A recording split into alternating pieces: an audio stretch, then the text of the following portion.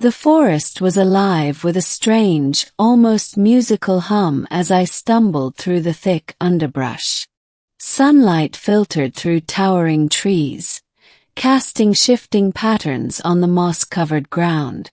I had been hiking for hours, searching for a route back to the small village I'd left behind that morning.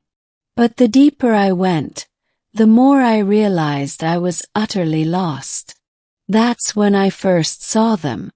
3 figures stepped gracefully from between the trees, their movements fluid, almost ethereal. Their skin shimmered in the dappled light, hues of violet and silver shifting as they moved. Tall, lithe, and undeniably alien, they carried an aura that was both commanding and intoxicating. And they weren't alone. Soon more of their kind appeared, each as striking as the first.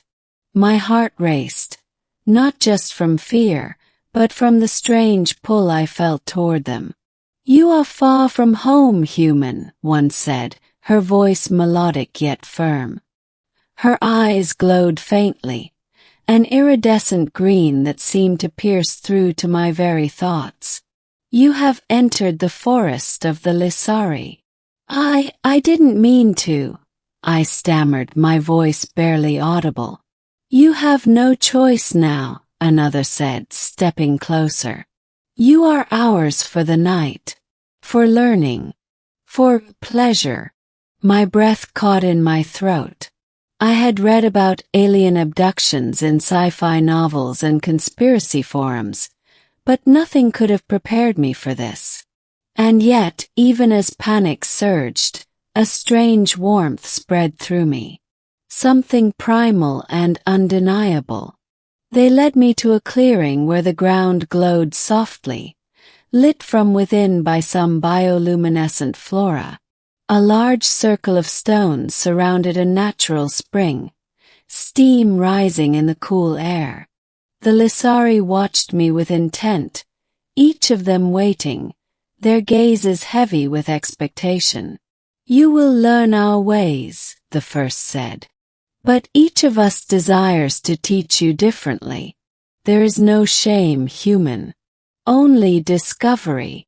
Before I could fully comprehend, one of them, taller than the rest and with silver hair that seemed to float in the air around her, stepped forward.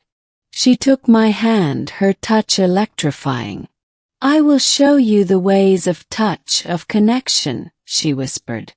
Her lips brushed against my ear, and a shiver raced down my spine. The night unfolded in a haze of sensations I could never have imagined. Each of the Lysari taught me differently. One taught patience, guiding my hands across her skin in a dance of learning. Another taught endurance, challenging my limits while coaxing me to explore the boundaries of pleasure. Each touch, each whispered instruction, left me dizzy, overwhelmed but craving more. Hours passed, or perhaps minutes. Time felt meaningless here. The forest seemed alive, attuned to our movements, glowing brighter with each shared connection. I was caught in a whirl of sensation, learning not just about them, but about the depths of my own desire. Every Lysari had her own way of taking me to the edge, each leaving a mark not visible to the eye but etched into memory and feeling. When one finally withdrew, allowing another to take her place, I realized I had lost count of how many had been with me. 5, 7, perhaps more. My body ached, my mind reeled, yet a strange clarity settled over me. The experience was overwhelming, but I understood something essential. This wasn't just physical. It was intimate, spiritual, and consuming. At the edge of dawn, the tallest of the Lysari, the silver-haired one who had first approached me, held my gaze. "You have learned much, human. And yet you are changed. You are no longer just yourself." I think I understand," I whispered, my voice hoarse. I feel connected. To you, to this place. To everything. She smiled, a gentle curve that softened the intensity of her presence. Good. That is the gift of the Lysari. To open you to experience, to make you aware of pleasures and connections you never knew existed. But now the night ends. I wanted to argue, to stay, to continue the endless exploration, but I knew she was right. The sun was rising, painting the forest in gold. The Lysari began to step back, fading into the misty woods like whispers on the wind. One lingered longer, pressing a small, glowing crystal into my palm.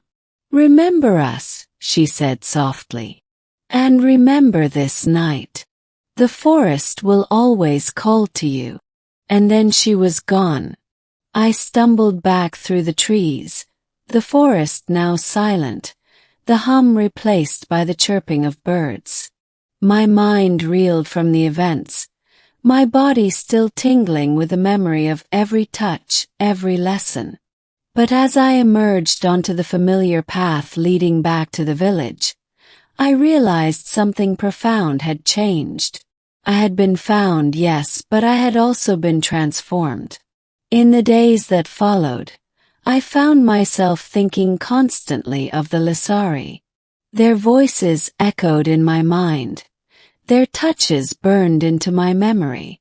I had never experienced anything so intimate, so consuming, and yet so profoundly enlightening. Every mundane sensation of human life now seemed muted compared to what I had felt in that forest. I returned to the village, but I was no longer the same. Simple conversations, the quiet rhythms of daily life, even the presence of other humans, all felt distant. I carried the forest, the Lysari, within me. And at night, when sleep came, I could almost hear their whispers, calling me back to the forest, promising new lessons, new pleasures, new connections. Weeks later, I returned to the forest, hoping to find them again. The clearing was empty, silent.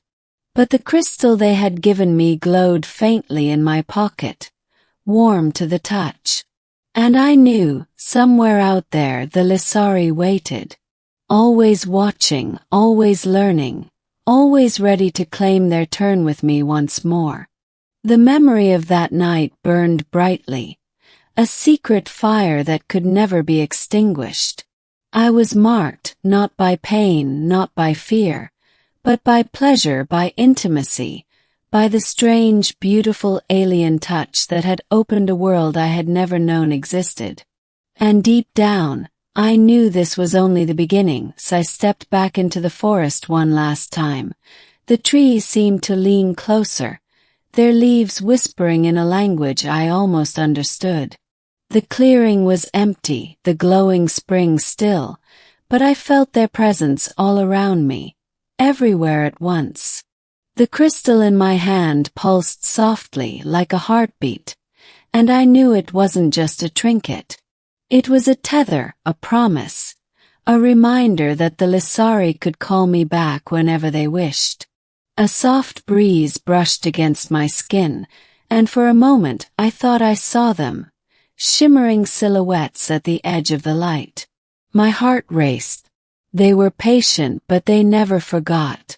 Nay, I would never forget them. Every touch, every lesson, every moment of raw, intoxicating connection was etched into me, inseparable from my very being. I realized then that my life had changed irrevocably. The world I had known, the village, the quiet roads, the predictable routines, was now merely a shadow of what was possible. The forest, the Lysari, their guidance, and their desire had awakened something deep inside me, something that would forever seek the extraordinary, the unknown, the alien.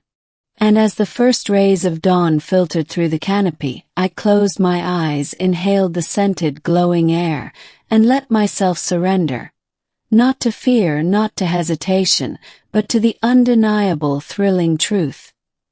I belonged in some way to the forest and to the all-female tribe that had found me, claimed me and awakened me.